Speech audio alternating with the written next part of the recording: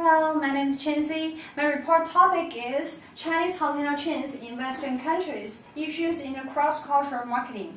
Firstly, I want to introduce the background of my topic. In the recent decades, the progress of globalization drives the rapid development of multinational companies, evidenced by the increasing size and participation of Asian firms in Western markets. So the Chinese hotel industry is a representative in this trend because more and more Chinese hotel chains are undertaking or planning to undertaking their internationalization activities in the West. For example, the Hong Kong-based Shangri-La Hotels and Resorts has entered Sydney, Vancouver, Paris, Toronto since 2003, and it will enter London in the late of this year.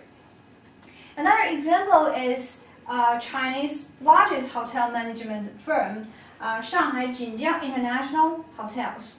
In 2009, Jinjiang signed a joint venture agreement with Interstate Hotels and Resorts, and it is the American's largest independent hotel management company. So this is seen as the first step for Jinjiang to enter the Western markets. And one more is the Home Inns Group, a leading economy hotel chain in China based on the number of hotels and the number of rooms. So this group already went public on Nasdaq in 2006. So we may ask why more and more Chinese hotel chains tend to expand their international business in the West, not only because of the internal strengths, but also the external opportunities. For example, internally, we know that China is now the second world's largest economy, just after the US, and the disposable personal income is keeping increased, as well as the number of the outbound tourists and the amount of outbound consumption.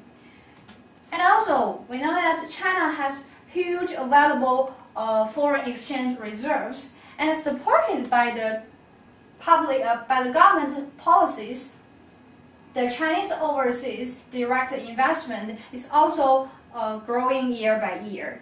So externally, we know, influenced by the global finance crisis, the Western countries are suffering the downturn of the real estate industry and hospitality industry. So it may provide some business opportunities for Chinese hotel chains.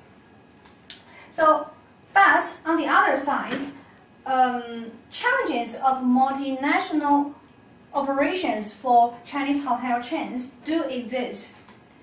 And I think one of the most crucial challenges will be doing the marketing practice beyond the original homeland and borders. And it will probably lead to the cross-cultural issues between East and West. So in terms of this issue, I found some literature reviews, and I also discovered a research gap. That is, the theory and empirical findings are just focused on the differentiation of the East and Western cultures rather than the successful integration. And what's more, the prior research were dominant by the Western countries, by the Western academics. So they are just concentrated on how West can lead East rather than how East can go West. So based on this research gap, I chosen my topic and I just proposed my research questions. That is, what marketing cross-cultural issues may occur when Chinese hotel businesses enter Western markets and how to solve them. So in my report, I may use some related theory to support my report. For example, firstly, I will discuss the cultural dimension theory, especially the framework proposed by the Hofstadter in 2001, and I will try to figure out what the real cultural differences between West and East, especially between China, mainland, Taiwan, Hong Kong, and US, Europe, as well as Australia.